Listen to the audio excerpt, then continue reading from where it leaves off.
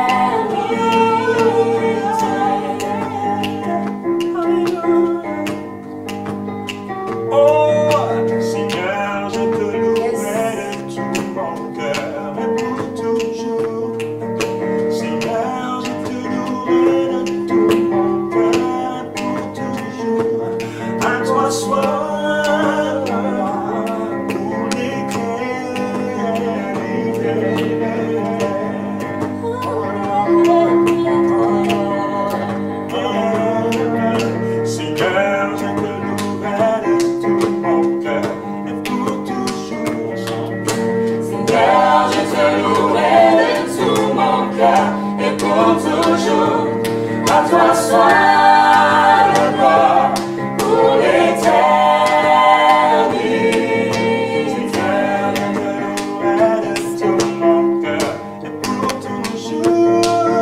Seigneur, je te louerai de tout mon cœur et pour toujours. À toi soit la gloire pour l'éternité.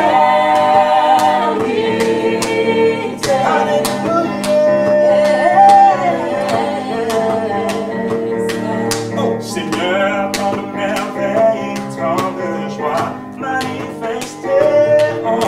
Seigneur, tant de merveilles, tant de joie et tant de paix que tu m'as donné pour l'éternité. Seigneur, tant de merveilles, tant de joie manifestées. Seigneur, tant de merveilles, tant de joie et tant de paix que tu m'as donné pour l'éternité. Aïe, aïe, aïe, aïe, Alléluia. Seigneur, je te louerai de tout mon cœur et pour toujours. À toi soit la gloire pour l'éternité.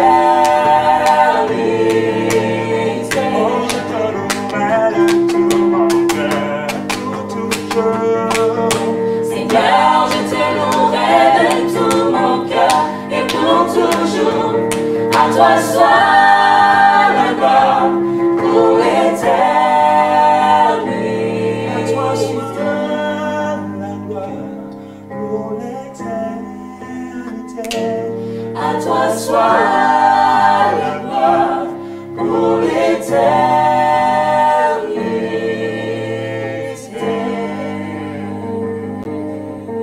Alléluia.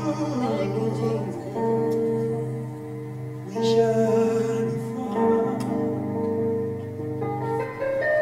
Oui, je le vois. Élevé par tous les peuples, assemblés pour l'adorer. Je le vois. Oui, je le vois. Mes yeux ont vu l'agneau, le Seigneur sur son trône, il règne pour toujours. Oui, je le vois. Oui, je le vois.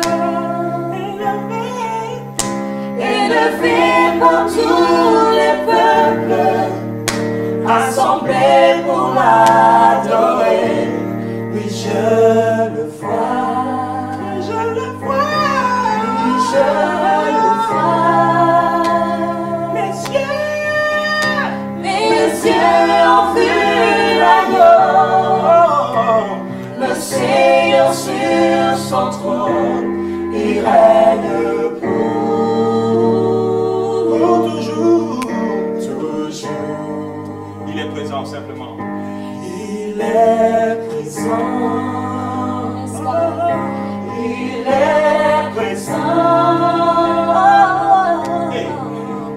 Élevé par tous les peuples, assemblés pour l'adorer.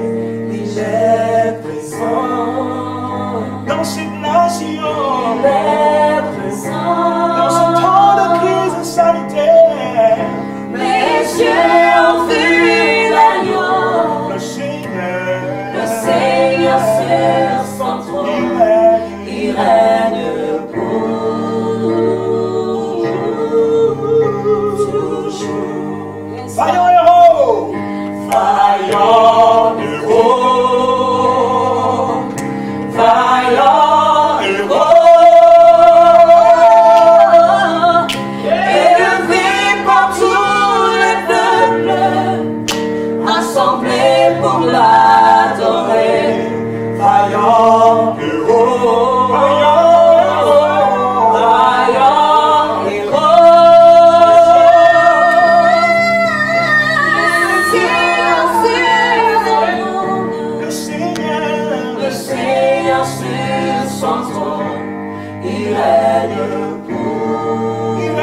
pour toujours. Vaillant,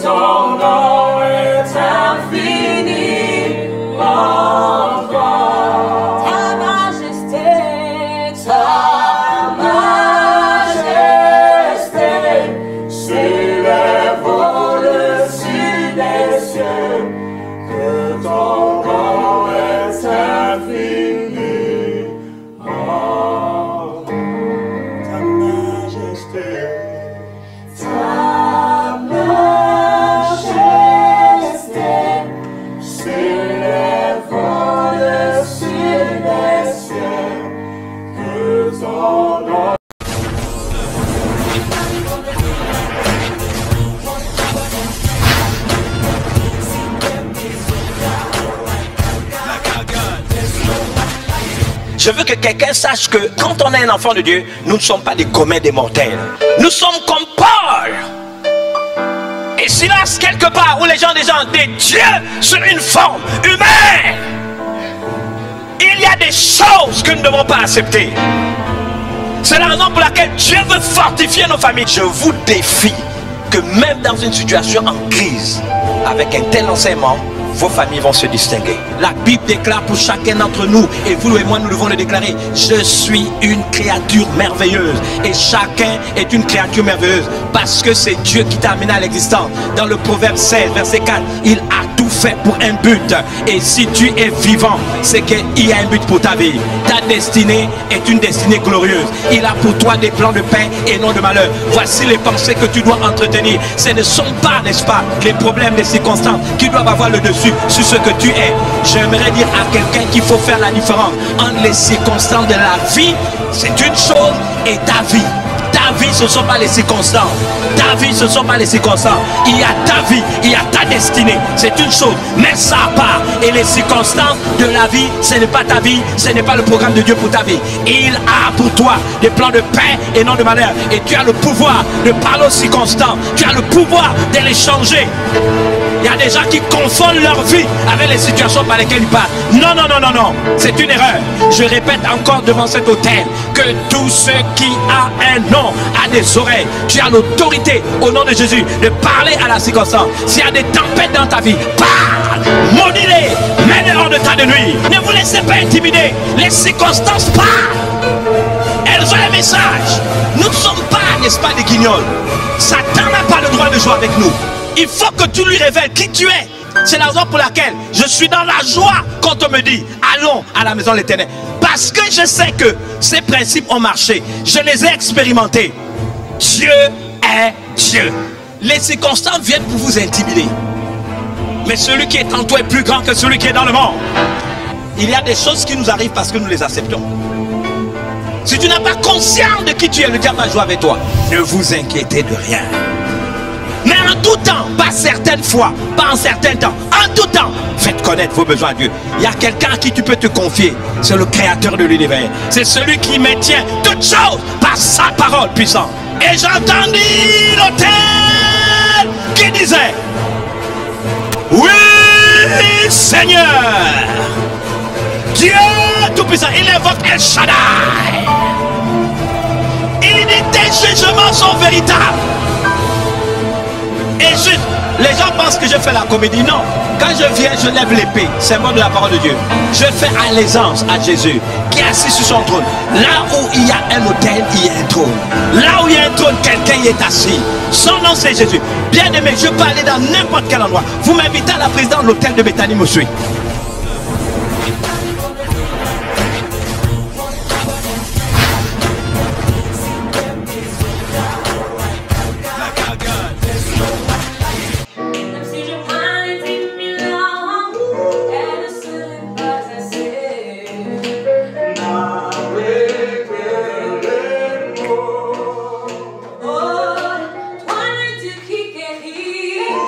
Par tes meurtrissures, nous sommes sauvés.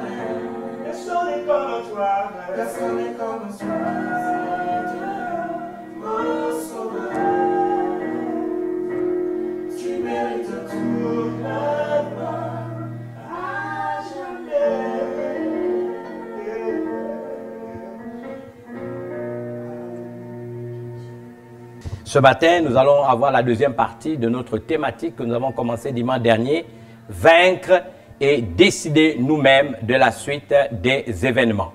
Vaincre et décider nous-mêmes de la suite des événements.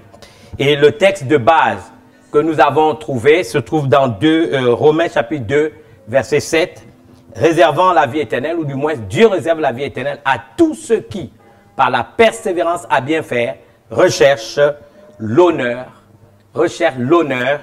la gloire et l'immortalité. Un texte que vous devez étudier par cœur.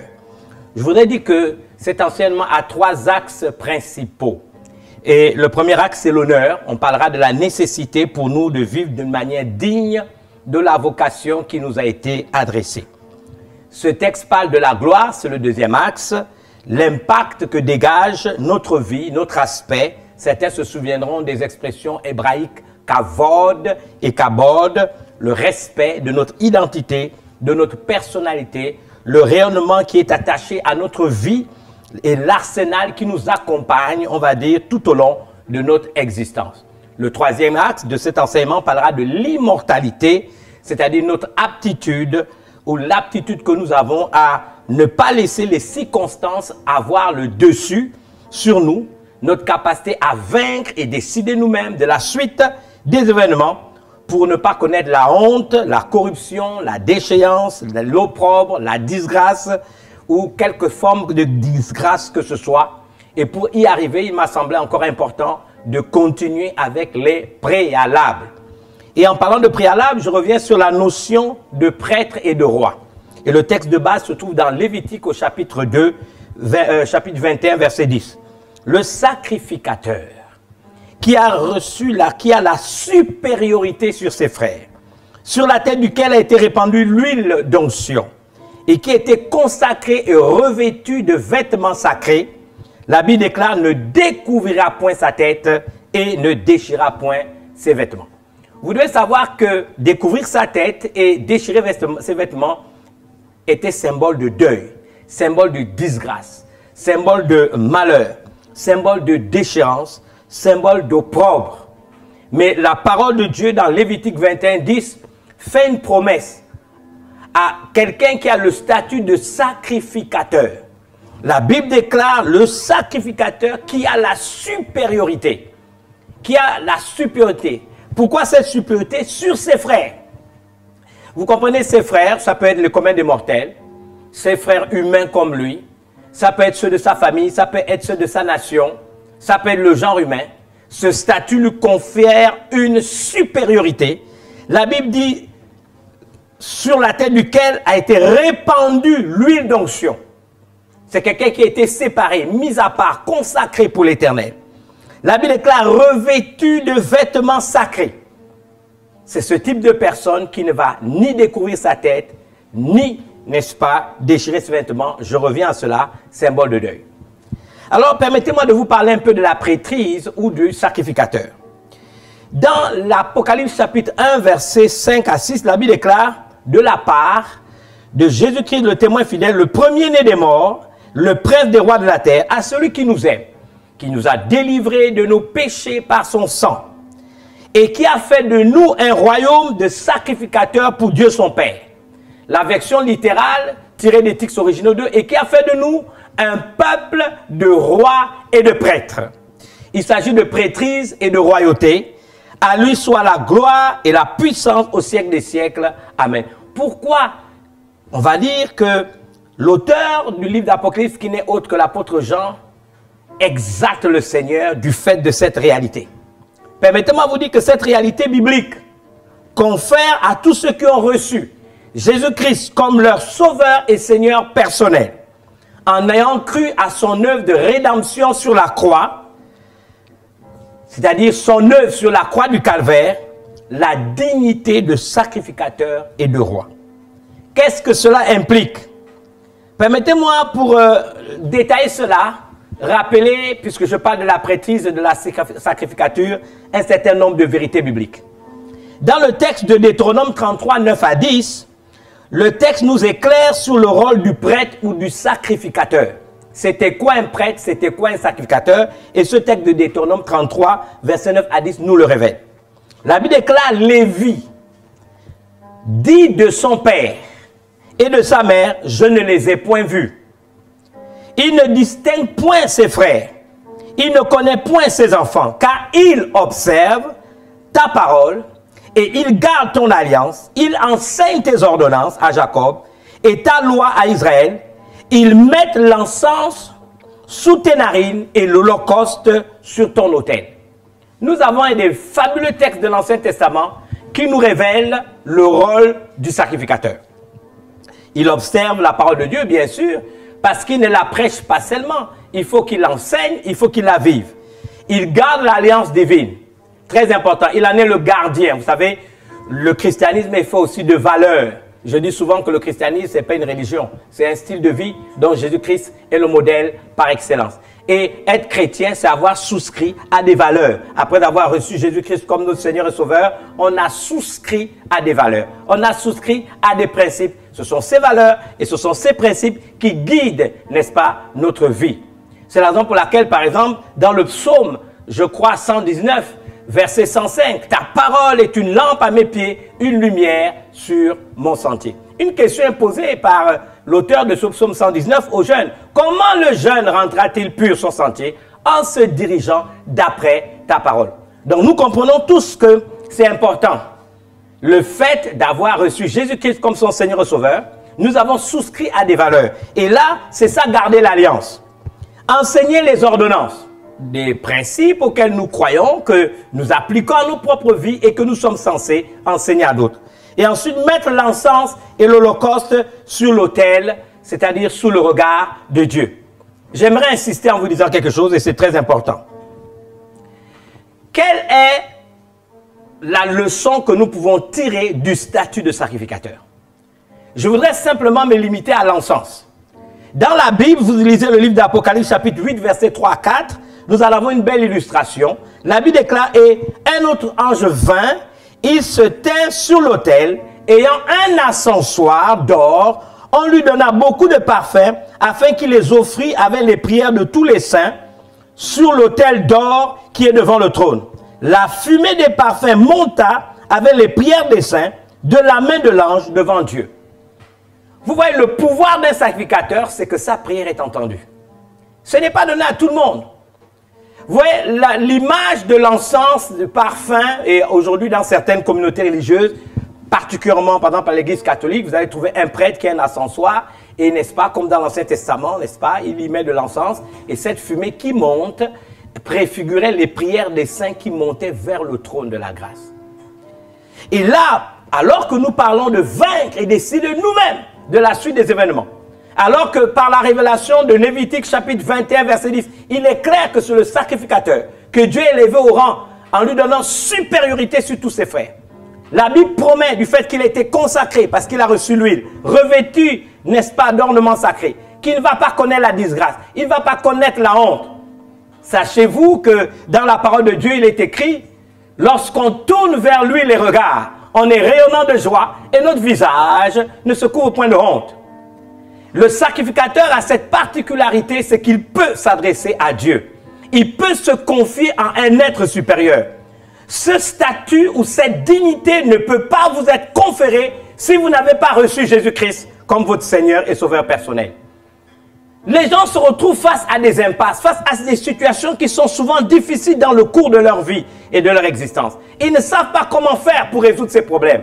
Mais toute personne qui a reçu Jésus-Christ comme son Seigneur et Sauveur personnel, toute personne qui a intégré les principes fondamentaux qu'on trouve dans la Bible et qui a décidé de croire à l'œuvre de Jésus sur la croix, de souscrire aux vérités fondamentales qui sont à l'intérieur, a le pouvoir de prier et avoir l'assurance que lorsqu'il prie, sa prière est entendue d'en haut. C'est en cela qu'il est important d'avoir ce statut de sacrificateur. Je reviens sur Apocalypse chapitre 1, versets 5 à 6. À celui qui nous aime, il s'agit de Jésus, qui nous a délivrés de nos péchés par son sang et qui a fait de nous un royaume de sacrificateurs ou un peuple de prêtres et de rois. Quel est l'avantage du prêtre? Quel est l'avantage du sacrificateur? C'est cette capacité qu'il peut se confier en un Dieu qui existe. Vous savez, il n'y a qu'un seul Dieu, il n'en existe pas plusieurs. Le Seigneur Jésus priait dans un certain lieu. Nous sommes dans, je crois, le livre de Luc, chapitre 11, verset 1. Mais on retrouve cette même prière dans l'évangile de Matthieu, à partir du chapitre 9, verset 6. Jésus nous a dit de prier notre Père qui est dans les cieux. Le sacrificateur, peu importe votre statut dans la société, peu importe votre rang dans l'église, bibliquement parlant, sur la base de l'alliance néo-testamentaire, si vous avez reçu Jésus-Christ comme votre Seigneur et Sauveur personnel, si vous êtes réconcilié avec lui, si vous avez cru à l'œuvre qu'il a accomplie sous la croix, vous avez cette dignité qui vous a été conférée. Pourquoi cette dignité est si importante? Parce que vous pouvez vous adresser à l'être suprême. Le voile a été déchiré et vous tous, ayant reçu Jésus-Christ comme votre Seigneur et Sauveur personnel, vous avez librement accès dans la présence divine. La Bible déclare, approchez-vous avec assurance devant le trône de la grâce pour être secouru dans tous vos besoins au moment opportun. Lorsque vous êtes face à vos impasses, lorsque vous êtes face à vos difficultés, avez-vous un être suprême vers qui pouvez-vous tourner? Cet être, c'est le Dieu et Père de notre Seigneur Jésus-Christ. Notre Père qui est dans les cieux. Comme pour nous dire, il a la position la plus élevée. Vous savez, de là-haut, dans les cieux des cieux, où il siège, il n'y a sur terre aucun problème qu'il ne puisse résoudre. Dans les cieux des cieux, il siège dans les cieux des cieux. Notre Père qui est dans les cieux. Nous avons des pères biologiques. Mais lui, il est dans les cieux. Même lorsque vous êtes dans un avion, vous avez l'impression, on voit des voitures, que ce sont des petites fourmis qui roulent en bas. À plus forte raison, Dieu dans les cieux des cieux, le créateur de l'univers. Celui qui maintient toutes choses par sa parole puissante. Vous pouvez vous confier en lui. Notre Père qui est dans le ciel, que ton nom soit sanctifié, que ton nom soit mis à part, parce qu'il est l'unique. L'Éternel signifie Jéhovah, celui qui existe par lui-même et qui peut faire toutes choses à partir de rien. Celui qui appelle les choses qui ne sont pas comme si elles étaient. Dans un monde, un tohu-bohu, un magma, en hébreu on dit vohu, tohu va vohu, un trou sans fin d'où émanait, je le dis souvent, une vapeur ténébreuse. Son esprit était au contrôle. Même dans cette situation, il est au contrôle. Mais tu peux te confier en ce Dieu-là et croire qu'il va t'entendre. Mais si tu n'as pas le statut de sacrificateur, comment pourras-tu vaincre les circonstances puisque tu n'as personne à qui te confier? Te confier au Dieu créateur de l'univers, au Dieu et Père de notre Seigneur Jésus-Christ. Mais tu as besoin d'avoir cette dignité de sacrificateur. Et pour l'avoir, il te faut accepter Jésus-Christ comme ton Seigneur Sauveur. Donc, c'est important de le savoir. Le même Dieu déclare dans la Bible, Jérémie 11, 12 à 14, j'aime ce texte. Invoque-moi et je te répondrai. Je t'annoncerai des choses cachées que tu ne connais pas. Invoque-moi, c'est une invitation à la prière. Mais comment ta prière sera-t-elle exaucée puisque tu ne peux même pas dépasser, n'est-ce pas, le toit de ta maison, le plafond de ta maison, puisque tu n'as pas cette dignité de sacrificateur. Nous parlons de vaincre et décider nous-mêmes de la suite des événements.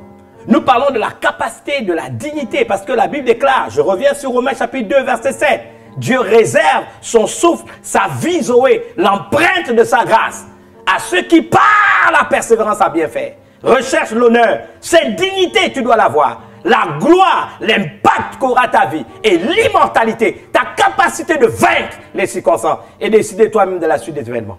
Qu'en est-il de toi? J'aimerais te poser la question. Ce Dieu qui t'invoque dans Jérémie chapitre 11 et qui te dit, invoque-moi et je te répondrai. Invoque-moi et tu entendras ma voix. Invoque-moi et je te donnerai des réponses à tes interrogations. As-tu cette dignité de sacrificateur pour pouvoir jouir de ce qui est écrit? Je voudrais terminer ici par une illustration. J'aime bien les illustrations. Jésus se promène dans une ville avec ses disciples. Et la Bible déclare qu'à un moment donné, il semble que Jésus voit de loin un figuier. Il s'approche de ce figuier parce qu'il voulait manger des fruits. Et il ne trouve pas de fruits dans ce figuier. Vous trouverez cette histoire dans l'évangile de Marc. Et si vous lisez l'évangile de Marc, si vous avez une Bible, vous trouverez ce verset. Alors Jésus se promène avec ses disciples et tout d'un coup il voit un figuier. Et il s'avance vers le figuier. Ce qui est étonnant, on dit que ce n'était pas la saison des figues. Mais peu importe que ce n'était pas la saison des figues, Jésus s'avance dans ce figuier, vers ce figuier, et quand il voit ce figuier n'a pas de fruits. Et que fait Jésus? Il maudit ce figuier. Alors il rentre dans la ville, il exerce son ministère toute la nuit, il dorme, et au milieu de la journée, donc le lendemain, Jésus et ses disciples, je commence au verset 11, au verset 12 de Marc chapitre 11, la Bible déclare, alors je veux vous le lire, peut-être il vaudrait mieux lire le texte, parce que en le lisant avec vous, vous aurez une meilleure compréhension du récit. Et je pense que ma responsabilité est souvent de vous encourager à lire la Bible que de vous raconter seulement des histoires ou paraphraser. Je pense que ce serait beaucoup plus intéressant que vous lisiez le texte avec moi. Donc je commence à partir du verset 11. Jésus entra à Jérusalem, dans le temple. Quand il eut tout considéré comme il était déjà tard, il s'en alla à Béthanie avec les 12. Le lendemain, verset 12, après qu'ils furent sortis de Béthanie, Jésus eut faim. Apercevant de loin un figuier qui avait des feuilles, il alla voir s'il s'y trouvait quelque chose et s'en étant approché, il ne trouva que des feuilles. La Bible insiste, car ce n'était pas la saison des figues.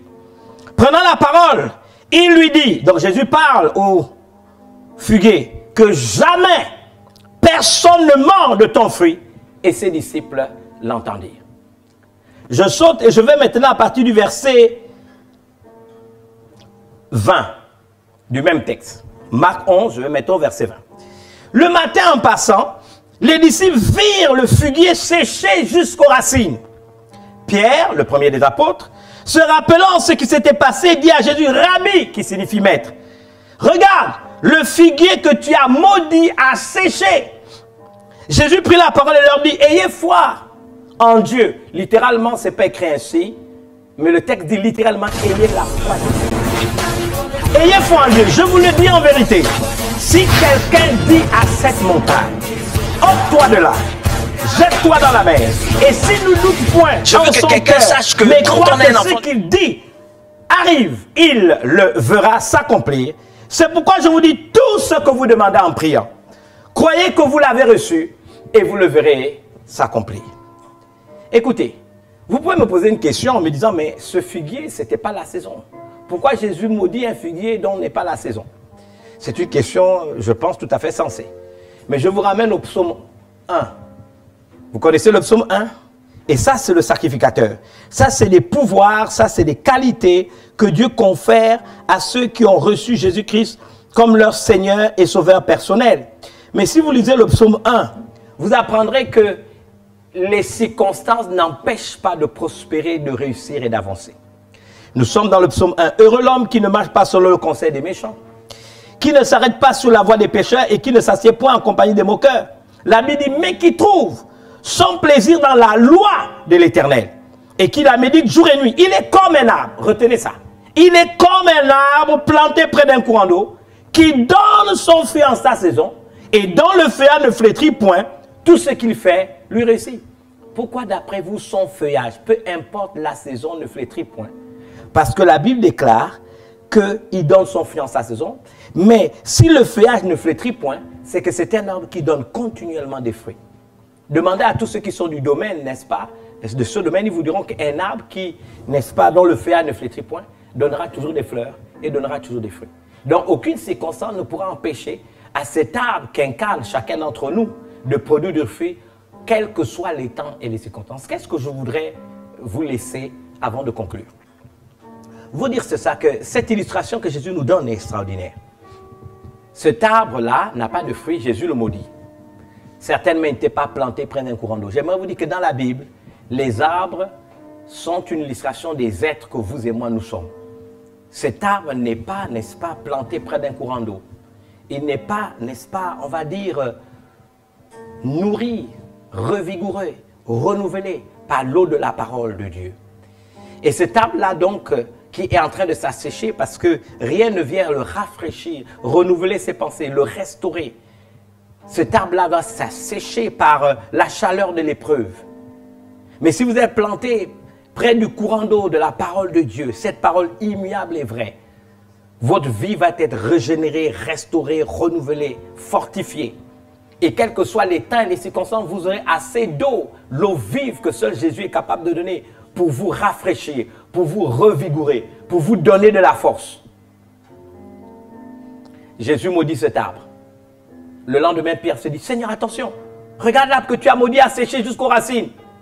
Jésus lui dit, aie la foi de Dieu. Apprends à avoir la foi de Dieu. Il dit parce que si quelqu'un a la foi, il peut dire à cette montagne, c'est quoi la montagne? C'est les épreuves, ce sont les obstacles. Ce sont toutes ces choses qui se dressent contre nous, contre l'accomplissement de notre destinée.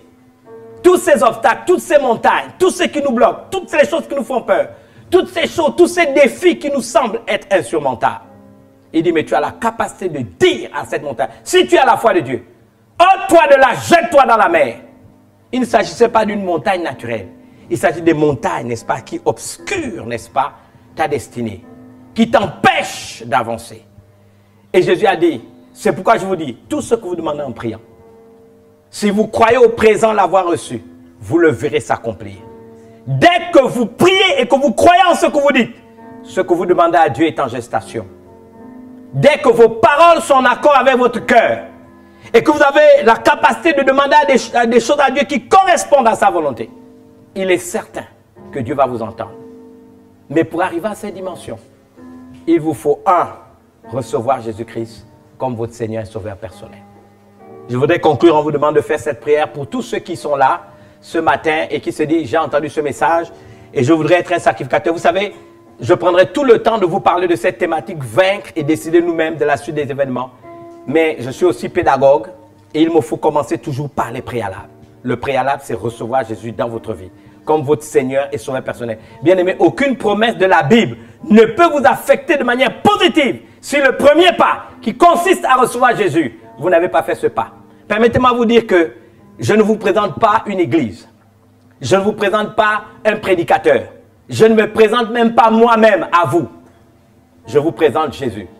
C'est Jésus-Christ qui est mort sur la croix du Calvaire pour la rémission de vos péchés.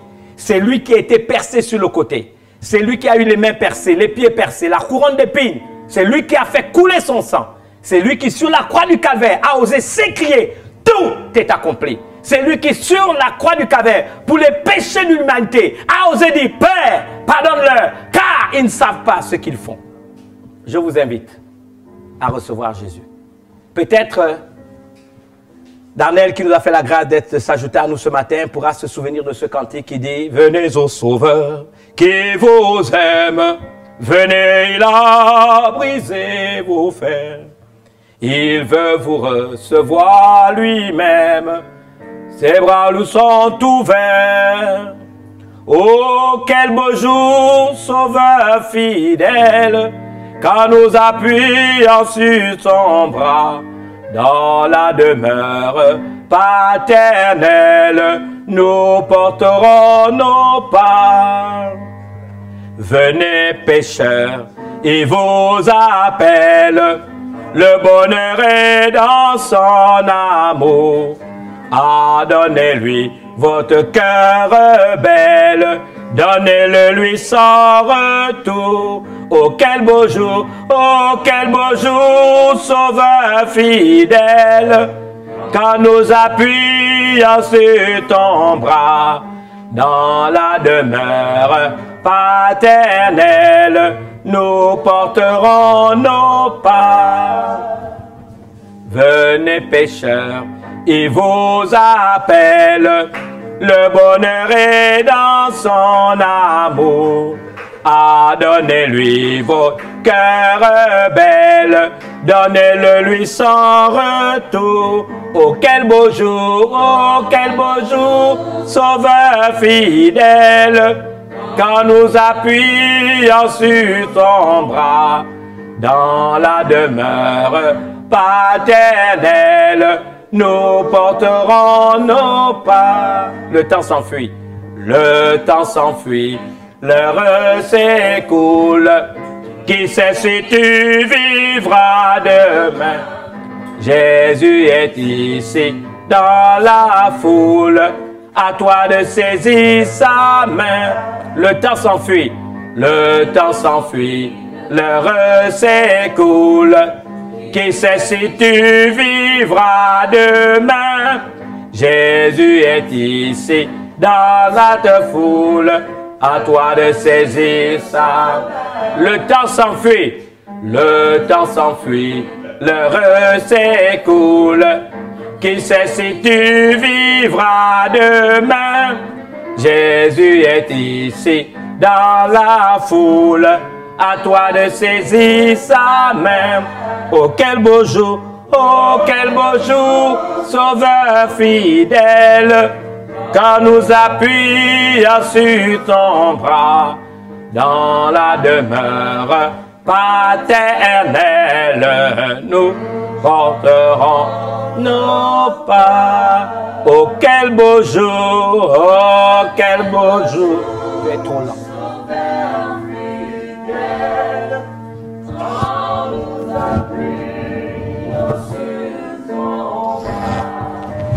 Dans la demeure paternelle,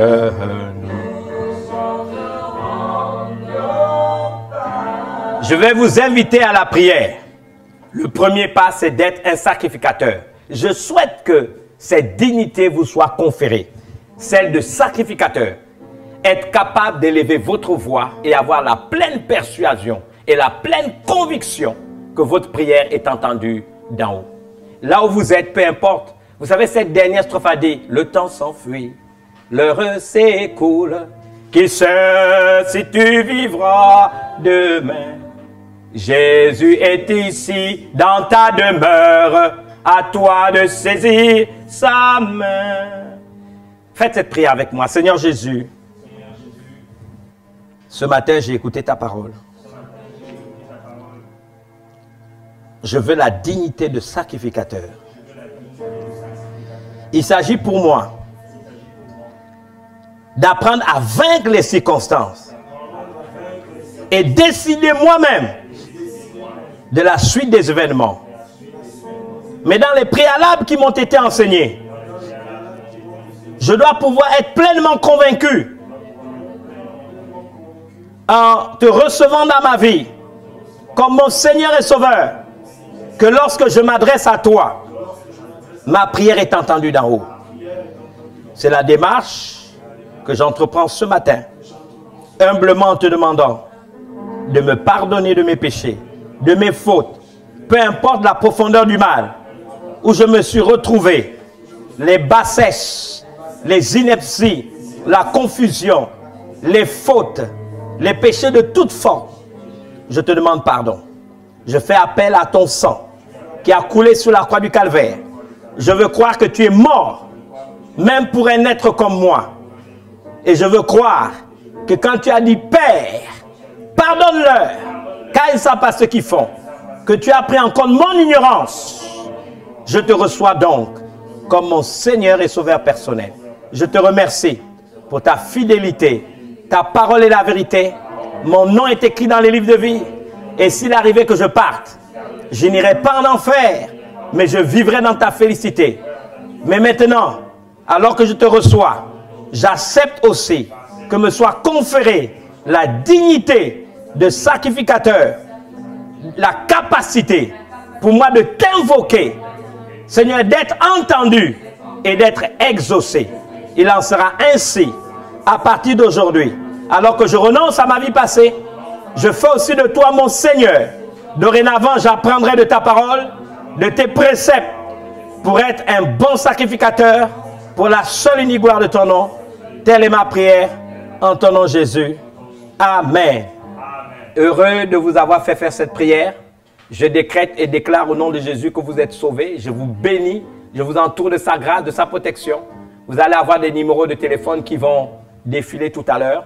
Vous pourrez appeler nos assistantes qui pourront vous mettre en contact avec nous pour que nous puissions vous suivre et faire de vous un enfant de Dieu. Vous savez, chaque personne qui reçoit Jésus, vous pouvez nous contacter au numéro qui apparaissent et nous aurons la joie de vous donner un premier livret qui s'intitule « Être une personne d'honneur ».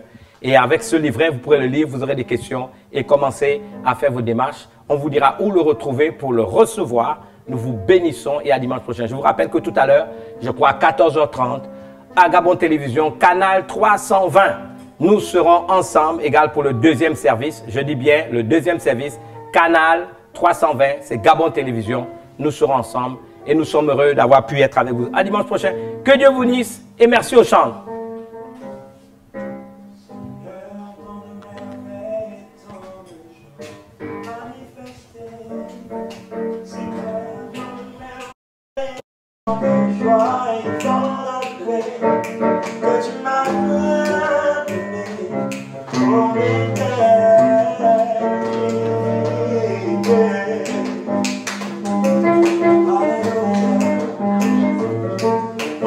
Seigneur, tant de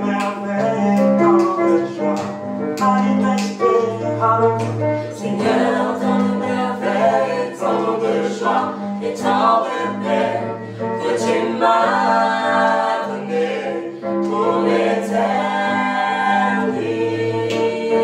Oh, tant de merveilles et tant de joie manifestées.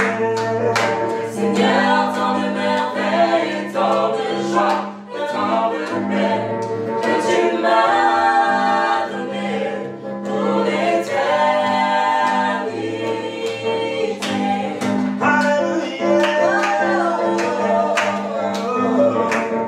Seigneur, je te louerai de tout mon cœur et pour toujours.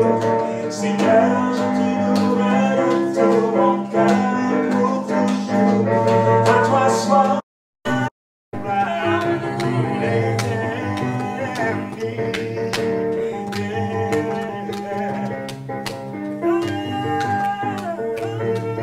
Seigneur, je te louerai de tout mon cœur et pour toujours. Seigneur, je te louerai de tout mon cœur et pour toujours. À toi soit la gloire pour l'éternité. Oh, je te louerai de tout mon cœur et pour toujours. Seigneur, je te louerai de tout mon cœur et pour toujours. À toi soit la gloire pour l'éternité. Je te louerai de tout mon cœur et pour toujours. Seigneur, je te louerai de tout mon cœur et pour toujours. À toi soit la gloire pour l'éternité. Seigneur, tant de merveilles et tant de joie manifestées. Seigneur, tant de merveilles, tant de joie et tant de paix que tu m'as donné pour l'éternité. À toi soit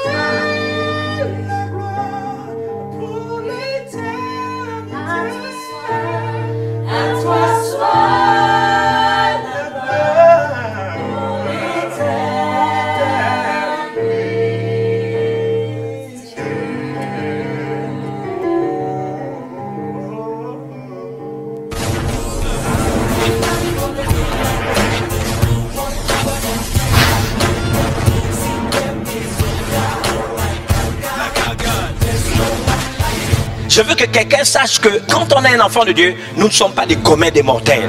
Nous sommes comme Paul. Et Silas, quelque part où les gens des dieux sur une forme humaine, il y a des choses que nous ne devons pas accepter.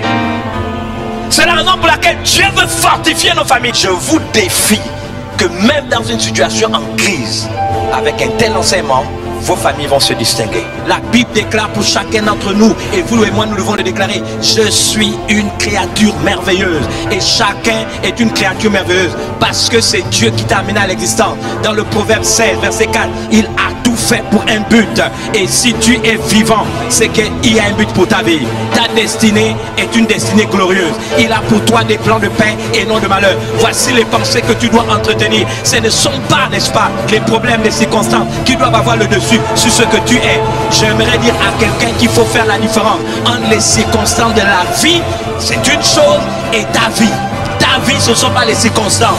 Ta vie, ce ne sont pas les circonstances. Il y a ta vie, il y a ta destinée. C'est une chose, mais ça à part. Et les circonstances de la vie, ce n'est pas ta vie, ce n'est pas le programme de Dieu pour ta vie. Il a pour toi des plans de paix et non de malheur. Et tu as le pouvoir de parler aux circonstances. Tu as le pouvoir de les changer. Il y a des gens qui confondent leur vie avec les situations par lesquelles ils passent. Non, non, non, non, non. C'est une erreur. Je répète encore devant cet hôtel que tout ce qui a un nom a des oreilles. Tu as l'autorité au nom de Jésus de parler à la circonstance. S'il y a des tempêtes dans ta vie, parle, maudis-les, mets-les hors de ta de nuit. Ne vous laissez pas intimider. Les circonstances parlent. Elles ont un message. Nous ne sommes pas, n'est-ce pas, des guignols. Satan n'a pas le droit de jouer avec nous. Il faut que tu lui révèles qui tu es. C'est la raison pour laquelle je suis dans la joie quand on me dit allons à la maison de l'Éternel. Parce que je sais que ces principes ont marché. Je les ai expérimentés. Dieu est Dieu. Les circonstances viennent pour vous intimider. Mais celui qui est en toi est plus grand que celui qui est dans le monde. Il y a des choses qui nous arrivent parce que nous les acceptons. Si tu n'as pas conscience de qui tu es, le diable va jouer avec toi. Ne vous inquiétez de rien. Mais en tout temps, pas certaines fois, pas en certains temps, en tout temps, faites connaître vos besoins à Dieu. Il y a quelqu'un à qui tu peux te confier. C'est le créateur de l'univers. C'est celui qui maintient toutes choses par sa parole puissante. Et j'entendis l'autel qui disait: oui, Seigneur, Dieu tout-puissant. Il invoque El Shaddai. Il dit: tes jugements sont véritables. Et juste, les gens pensent que je fais la comédie. Non, quand je viens, je lève l'épée, symbole de la parole de Dieu. Je fais allégeance à Jésus qui est assis sur son trône. Là où il y a un autel, il y a un trône. Là où il y a un trône, quelqu'un y est assis. Son nom, c'est Jésus. Bien aimé, je peux aller dans n'importe quel endroit. Vous m'invitez à la présidence de l'hôtel de Bethany, me suit.